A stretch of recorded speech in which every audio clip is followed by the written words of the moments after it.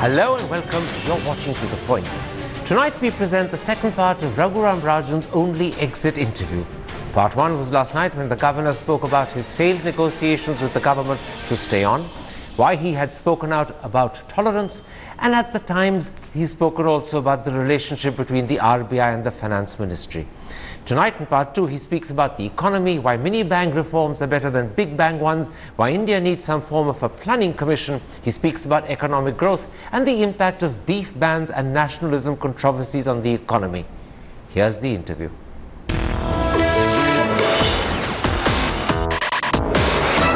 We present tonight the second part of Raghuram Rajan's exit interview, and in fact it's the only exit interview he's given as he steps down from the governorship of the Reserve Bank of India. Yesterday I spoke to him about how he views the job he's held for the last 3 years, the issues he's had to face, the criticisms he's had to contend with, his successes and failures. Tonight, in the second part of this exclusive interview, we shall talk to Dr. Rajan about the challenges facing the Indian economy, the state in which he leaves it, and how he believes India should respond to these challenges. Dr. Rajan, let's come to the state of the economy as you step down as governor of the RBI.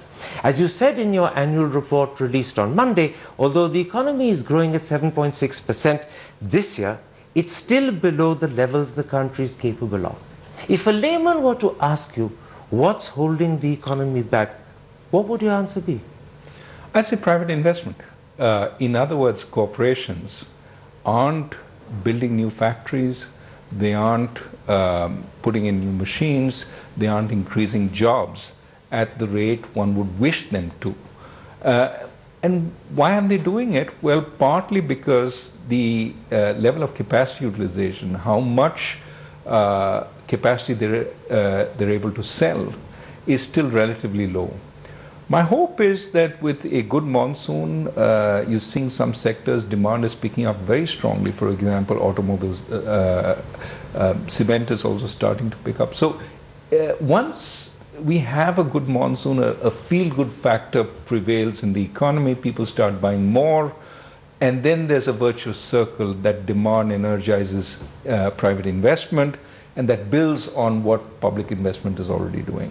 Now, the economic statistics that were released on Wednesday actually have created a sort of piquant situation, because it looks prima facie as if you have a situation where you have decelerating growth alongside accelerating inflation.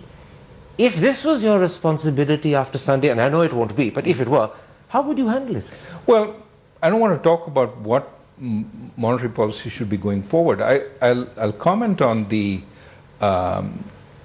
numbers, GDP numbers. Remember, the last quarter was 7.9%, and this quarter is much lower. And it may well be that certain numbers, because it was the end of the year, the last quarter, some numbers have spilled over, for example, on subsidies and taxes.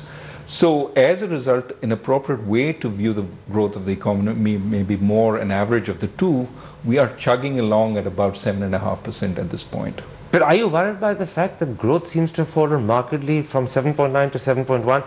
And although I know you said yesterday that inflation would not be at 6.1 or 6.07 when the August figures come out, will be lower. But nonetheless, at the moment, it looks as if growth is slightly falling while inflation is rising.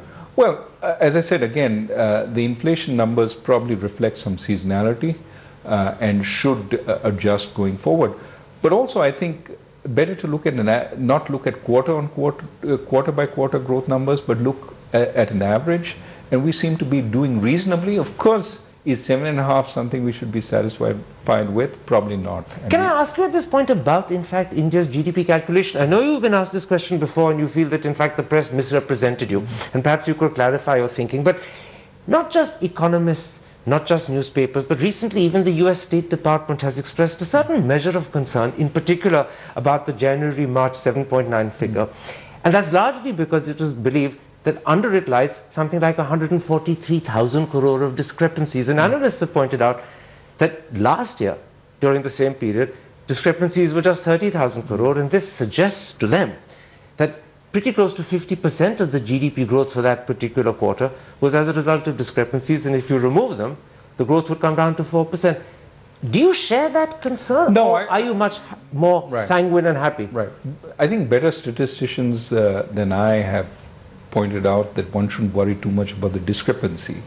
I think the What is important is that we have some difficulties with the deflator measure, and that is creating some uncertainty about what true growth is.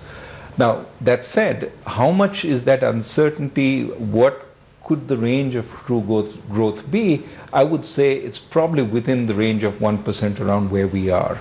So whether it's 6.5 or 8.5, I mean, those are pretty good numbers regardless of which one you pick. But the range could be as much as 6.5 to 8.5. It's a 2% range. That's my layman's view of putting it, that it's hard for me to believe it's so much outside that range. Now, in a speech you made last week, you said India needs more of a series of mini bang rather than big bang reforms.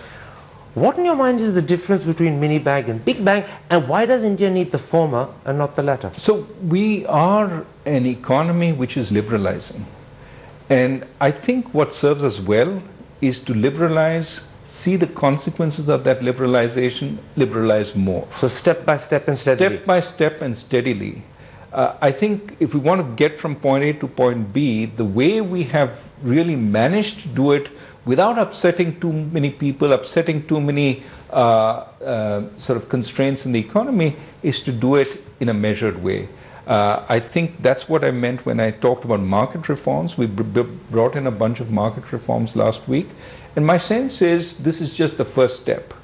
But as we see these play out, see how they work, we can think of a new set which build on these. In other words, you're saying, given the nature of the country we are, steady, continual mini bang reforms are easier for the country to accept and take. You don't provoke vested interest. Big bang reforms run the risk of a big reaction. Well, it's not just interest, it's also that you may not have the systems to cope with a large change.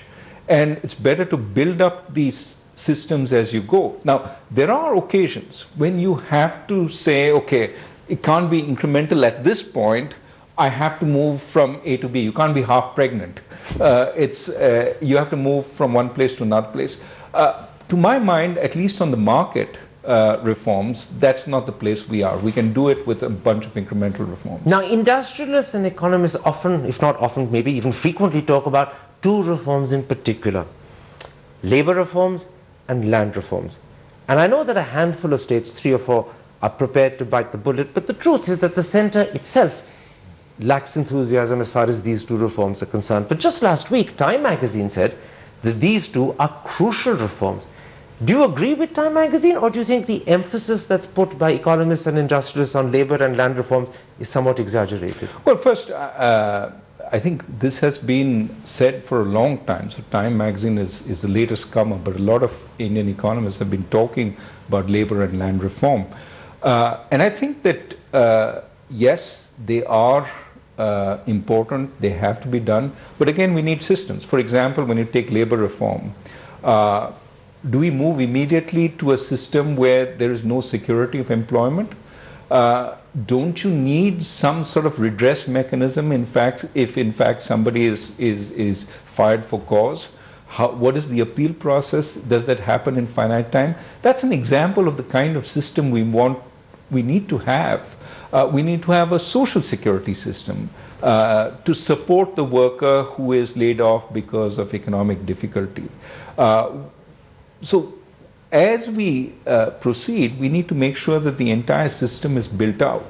And that means a process of incrementalism. In other words, before you rush to implement labor reforms, particularly reforms that include some form of hire and fire, set in place the system, set in place the security net, so that you are adequately prepared for the reform you have in mind. I think that is what most sensible economists would say. Again, it's the point about if you move too fast on one dimension, you outrun other dimensions which are also needed at the same time. Now, over the last 2 years, India has been periodically shaken by Ghar Vapsi and Love Jihad campaigns, by beef bans, by quarrels about nationalism or Bharat Mata Ki Jai. And there's no doubt that this has divided the political world and the media world. But the critical question is, has it had an impact on investor sentiment and the performance of the economy? No one's absolutely sure what the answer to that is, so I'm asking you. I think we are a very noisy economy, a noisy polity. So there's always a debate about something or the other reflected in noisy television programs. But if you look at the Sensex, it's doing very well. If you look at bond yields, they're very low. So I think the takeaway has to be that at least the markets seem to be ignoring noise. And looking forward, last year, for instance, we had the best year of FDI. I believe record levels exceeding 50 billion came in, more than in any other year previously. But at the moment, when you look at the picture of India, there's division and discord in our politics. There's a growing problem in Kashmir that's unresolved. And then you have deteriorating relations between India and Pakistan. And do you worry that this could collectively cause concern in the minds of foreign investors, perhaps even put them off? Well, look, I think that political difficulties have happened throughout India's history. There's always some issues being discussed. I think investors tend to see through this. Foreign as well? Foreign also. Of course, I'm not saying nothing would perturb them.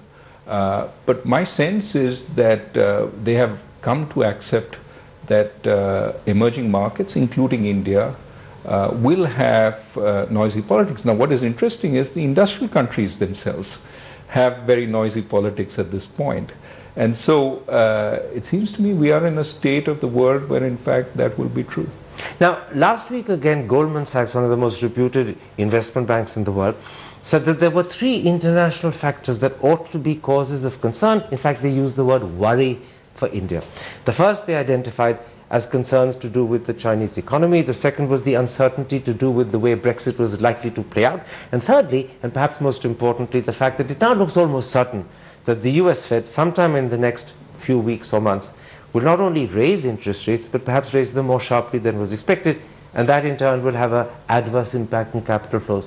Would you accept that these are 3 factors that people in India should keep a close eye on, that they are causes of concern? I think, these are some of the factors which we should keep in mind. There's, of course, China and what is happening in the Chinese economy and whether they are able to soften the landing. But again, I would say that, pick any point in recent history, and there are always a whole bunch of concerns. The Chinese soft landing has been talked about since 2001. Will China have a soft landing or not? And we still don't know. And we still don't know. It has had many landings since. And thus far, fortunately, they've been soft.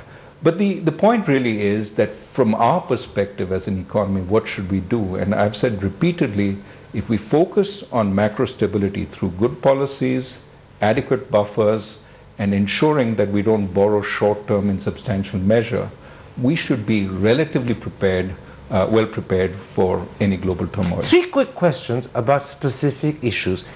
GST, no doubt, is a significant achievement, but the key concern now seems to be about what should the standard rate be. The chief economic advisor has suggested a rate somewhere between 16.9 and 18.9, but you know, as I do, that several state governments want a rate in excess of 20. I'll stop you there. I can't answer the question, what should the rate be? That's a fiscal question, monetary policy, no view. Okay. A second quick issue. There's a lot of concern about job creation in India. India needs to create between 10,000 and 12 million, jobs a year. But a recent survey done by the Labour Bureau suggests that 8 of the top labour-intensive sectors in India last year only created 1.35 lakh jobs, which is barely 1% of what we need. Are we dramatically failing to create the jobs we need? Or are we overlooking the fact that SMEs are doing it, but they don't get reflected in surveys like this? Well, so you point to two answers. One is we need to count the jobs we create better. And we may indeed be creating jobs, probably not as much in the formal sector as we would like to, but many jobs in the informal and the small sector, which we're not counting as well as we should. We just don't know about them. We don't count them properly. But that is not to take away from the fact that we do need to create many more jobs. And to my mind, the way to create those jobs is exactly what we're trying to do. Build out infrastructure, make doing business easier, improve the quality of finance, and increase the quality of human capital. If we do all these, jobs will come. So the sort of concerns that are expressed by people like Professor Rajiv Kumar, who's the former Secretary General of FICCI, that India is doing nowhere near enough to create jobs, you think that's a somewhat exaggerated concern at the moment? I wouldn't say that. I would say that we do need to create jobs. This is the issue of the moment for everybody in India. How do we create more jobs?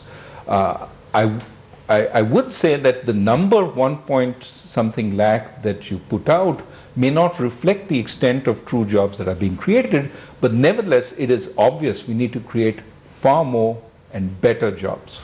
And one final issue, ease of doing business. Now, the government is very proud of the fact that India has jumped 12 places in the World Bank scale, but you know and I know that Western and Indian investors are constantly complaining about how difficult it is to do business in India. And in fact, only a couple of days ago, the US Commerce Secretary actually said so publicly. And at Davos, Neeraj Kanwar, the vice chairman of Apollo Tyres, said that what takes a couple of weeks in Hungary can take 18 months or more in India. Is ease of business somewhere an area where we haven't put in adequate attention and where we need to do a lot more and think carefully about what we do and how we do it? Well, yes, we should be aware of where too much time is needed, but there are areas of success. I can file my taxes here in India more easily than I can file it in the United States. Is that really so? It is so. I can make payments on the net, which I cannot do in the United States. You mean the facilitation procedures The are easier? facilitation process, I cannot make an electronic payment on my taxes. I have to send a physical check. Maybe I haven't figured it out in the United States, but here I have figured it out. And I can do it more simply. So at the same time, while saying that we have a long way to go in some areas, there are areas of tremendous success, and what we need to do is replicate that all around. My final question, and this is one where I ask you to look back not just on your term as governor, but also earlier as chief economic advisor.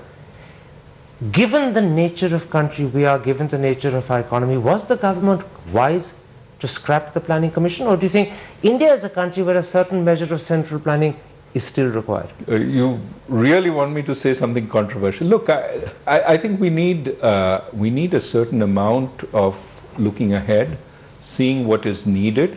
Whether it's called the Planning Commission, whether it's called the Niti Aayog, I think what really matters is that it prepares us in terms of policies, in terms of analysis, and that institution, an economic analysis institution, which gives some kind of guidance both to the center and the state about what is coming and what we should prepare for, is something that we need. So in layman's terms, you're saying a certain measure of central planning and an institution that can do it is necessary? I'm not saying that it needs to be exactly what the Planning Commission was. I think that is what the Niti Aayog is trying to do the analysis that is necessary for us to be able to manage the economy. I think that institution which enables us to do the economic analysis, the evaluation, is absolutely necessary. If I understand correctly, you're saying the more the Niti Aayog functions like the Planning Commission used to, even though the name has changed,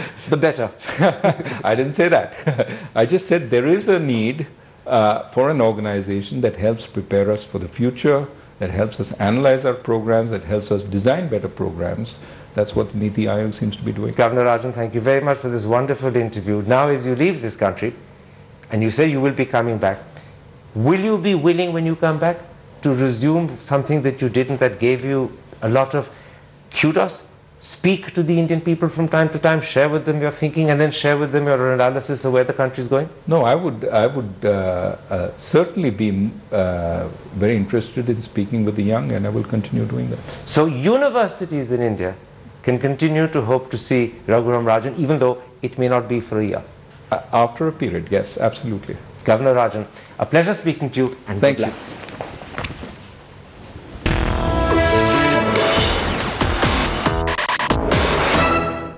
Time for a break, but after the break, two top journalists who've closely followed Raghuram Rajan, the RBI and the Finance Ministry, join me to discuss Raghuram Rajan's last exit interview.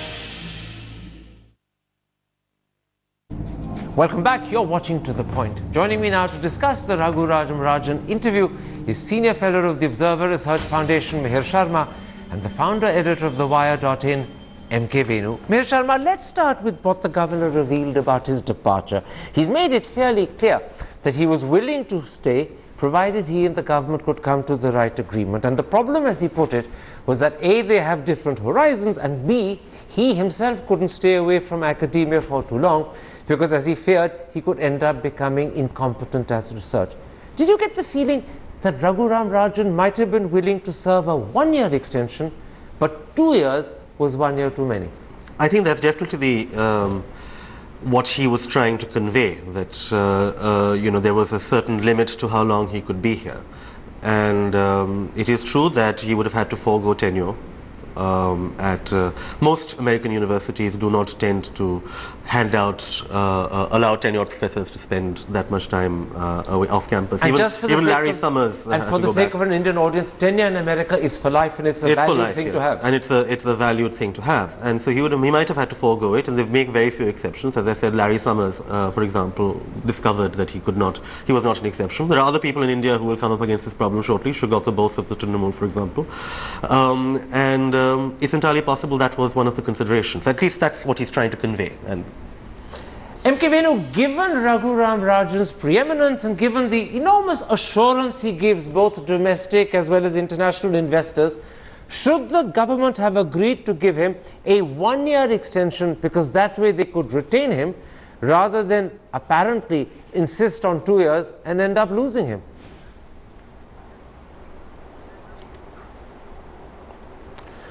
Yeah, they could have agreed to give him a one-year extension, because my sense, Karan, is that Raghuram Rajan wanted to finish some of the incomplete projects that he had begun, and one piece which he spoke about in your interview, on which he was directly in touch with the Prime Minister, actually, on financial inclusion.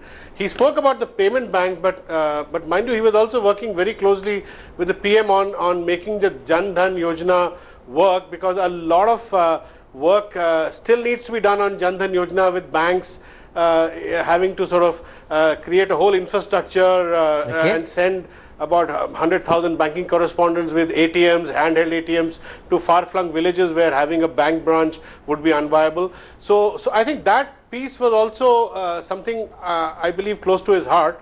So while he did manage to put in the payment systems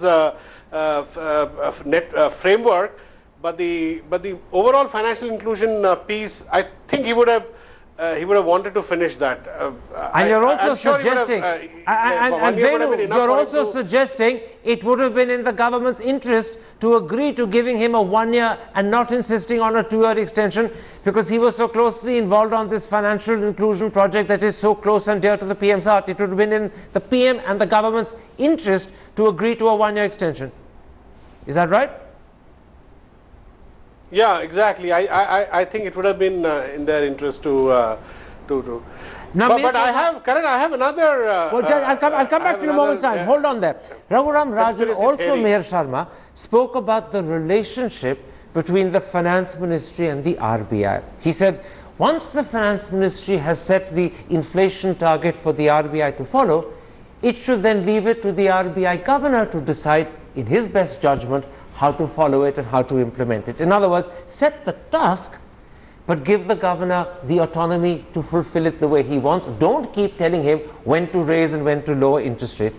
And when he said all of that, did you get the impression that Dr. Rajan was actually indicating this is not what happened in his case?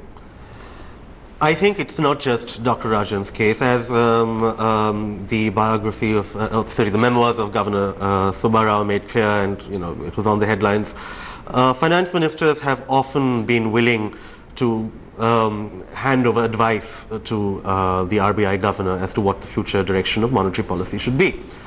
The one difference, I think, with Dr. Rajan's tenure is that he has helped put into place a system by which there is actually no reason and no way in which the finance minister can credibly tell the next governor about this. Two reasons.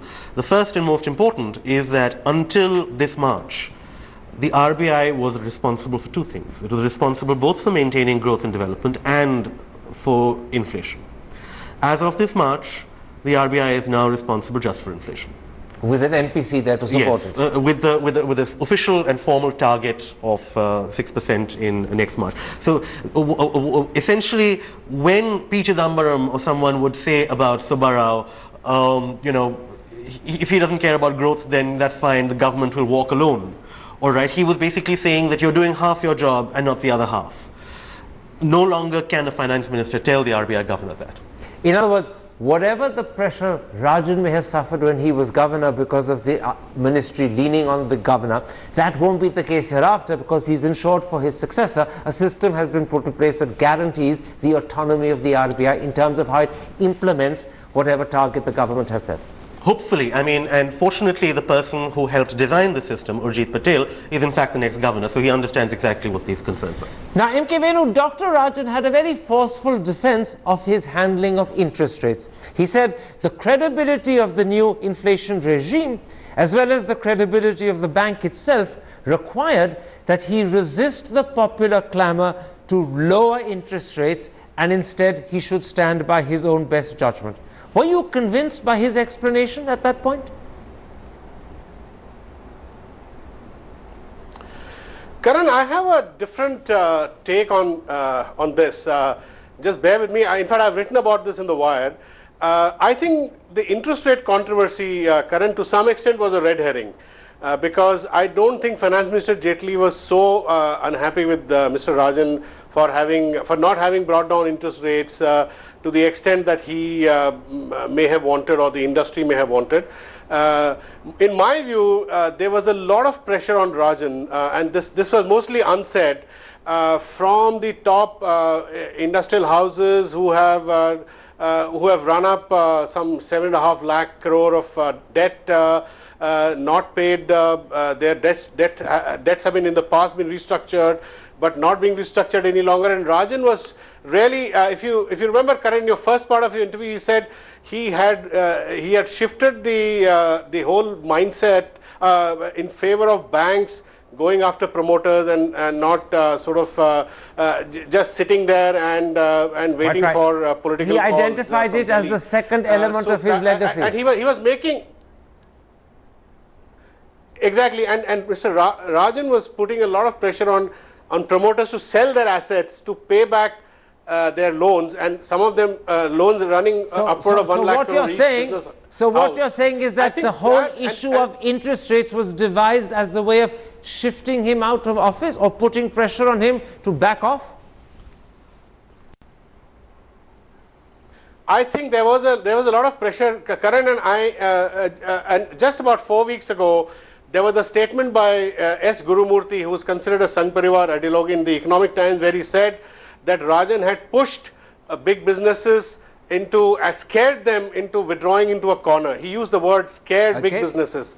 Now, that's a serious charge coming from somebody who regularly gives economic inputs into... You're making a very interesting point, Venu. You're suggesting that, in fact, the controversy that arose about interest rates was not actually to do with interest rates itself. It was a controversy created to take the pressure off industrialists who were being pushed by Rajan and who couldn't take the pressure that he was putting on them. That may well be the case, but I just want to point it out. It's a very interesting interpretation. Obviously, it's not one that Dr. Rajan himself shared with me in that interview. Now, Mihir, Dr. Rajan also spoke about the length of the governor's term. He says 3 years would be too short. He says 8 years would be too long. And he suggested something in between, presumably 5 or 6 years. Would you say that's a better practice than the present arrangement of giving the governor a 3-year term, usually followed by a 2-year extension, although Dr. Rajan never got that extension? I think that he's quite right. I think what you should think of in terms of a governor's term is that it should be assumed that a governor will survive the government that appoints him or her. So that is why it should be 5 or 6 years. It should, a term that is longer or as long as the Lok Sabha itself. in order to demonstrate and to bring home the fact that this is not a partisan appointment, this is not a political appointment, this is an independent authority that derives, in fact, its only credibility and power from being independent of the fiscal authority. So it has to, 5 or 6 is probably the ideal period. M.K. Venu, there was a certain element of the thinking you've heard from Mihir Sharma that actually lay in the logic Dr. Rajan gave me for making sure that the term was more than 3 years. He said a term beyond 3 years ought to be given to the governor to protect him from short-term political pressures, although he didn't use the word political. Given the character of Indian politics, does that explanation gel with you, that a governor needs to be protected from short-term pressures, hence he must have a term longer than 3 years, closer to 5 or 6? Yeah, definitely, Karan. If you look at the previous 4 governors, 3 or 4 governors, they got 3 years plus 2. Now, this 3 plus 2 is a very clumsy arrangement, because inherent in this arrangement is a certain leverage that the political masters have. At the end of 3 years, well, we may or may not give you an extension. So I think it's better to give the governor a full 5-year term, which Mr. Rajan himself recommended. And I think even now this government they could have done it in the case of Urjit Patel, but they have not done so. It gives me the impression that that Delhi wants to keep some sort of lever on the governor. Absolutely. Just for the sake of the audience, Alad, when you say Delhi, you actually mean all governments, because it's a long time since a governor was given a straight 5-year term at the outset, although it has happened once, I believe. Let's come here to what the governor said by way of his explanation for the speech that he made on tolerance at the IIT last year in October, and why it was important to do so. He said, and I'm quoting him, it was his moral responsibility. He said it was a legitimate duty to speak on these issues because, as he put it, when public figures address young minds, they have to talk about good citizenship and how it's achieved. Did that explanation gel with you? I think that is part of what he said at the time. He said that he wasn't targeting anyone. He wasn't talking about. He said it then. He's saying it again. It was a broad statement about the nature of tolerance and how it is crucial for any modern economy and any modern democracy to be able to deal with difference. And unless you can deal with difference, you're not even a dynamic economy, as China is now finding out. This is not in any way a new or uncontroversial thing to say.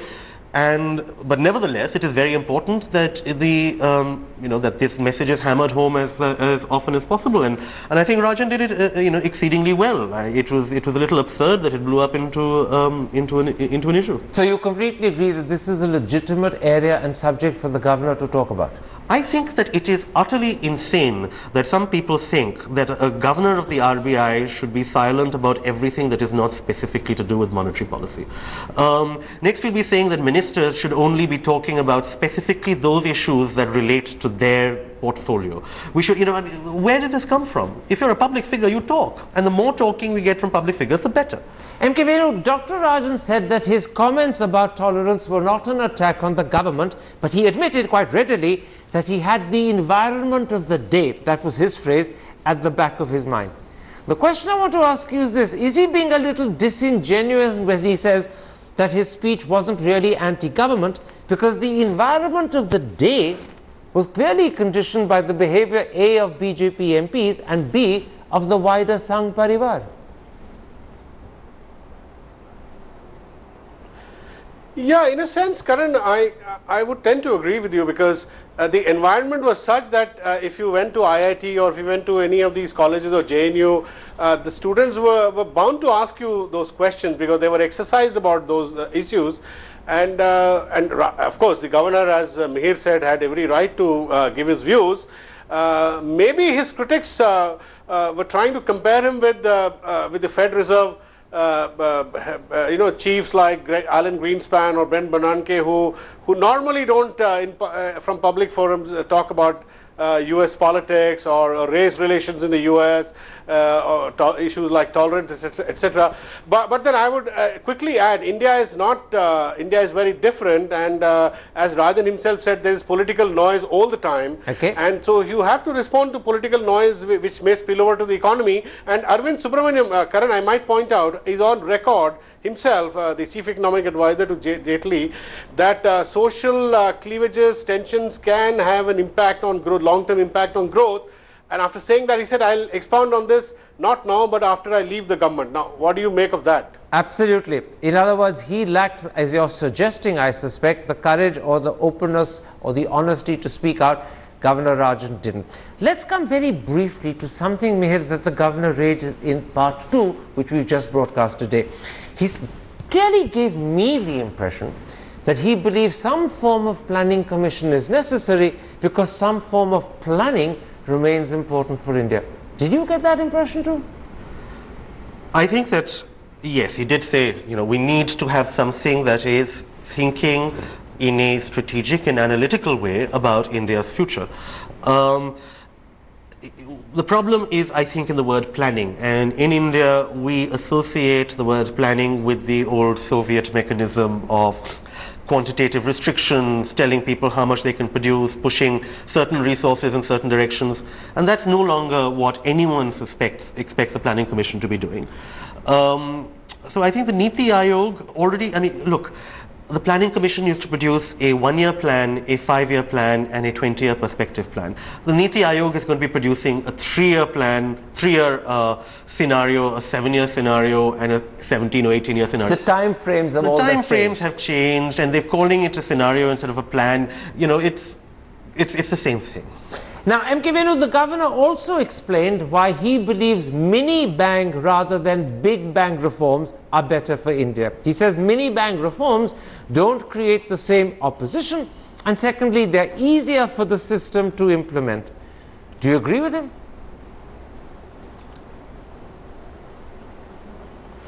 Yeah, Karan, experience so far, if you look at, we've completed 25 years of economic reforms. In fact, today I was speaking to Yashwant Sinha, who was finance minister, on 2 occasions.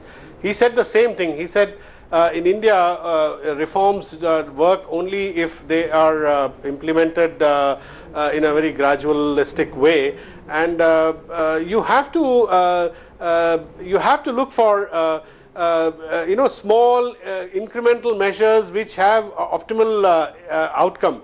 Rather than talk about big bang, which scares off people, it creates a lot of political resistance, which we have seen in the case of NDA also, the first 1 year when they tried to push the land bill in the way they try to do, or the way they try to push labor reforms. I think he made complete sense. The British, I'm tempted to say, have a wonderful expression that captures what you're saying. It's a strange expression, but it's slowly, catchy monkey. God knows where it comes from. Probably it has a certain Chinese influence, if you ask me, but I noticed you were nodding your head. Did you want to come in on that point quickly? I wanted to say that it's extremely unfortunate that Raghuram Rajan seems to have been house-trained by the RBI in 3 years into sounding exactly like every other policy economist we've ever had in this country. It is utterly absurd to claim that big bang reforms, or by which we all mean the same thing, which is labor reforms, cannot happen just because we do not have the systems in place to create them. Put the systems in place. Where is this pretend idea that you add up these tiny little things that we've done over 25 years, and somehow it doesn't even add up to the 2 years that got done between 91 and 1993? In other words, what you're saying is we definitely need big bang reforms. We needed them, and it is extremely unfortunate that this is why he's a macroeconomist and not a microeconomist, and it shows. And what you also say is that on that particular point, you vehemently disagree with him. Oh, absolutely. All right, on that very interesting note, we're going to have to end this particular discussion. My thanks to you for coming to the studio. My thanks also to M.K. Venu. And if you have been, thanks for watching. Goodbye.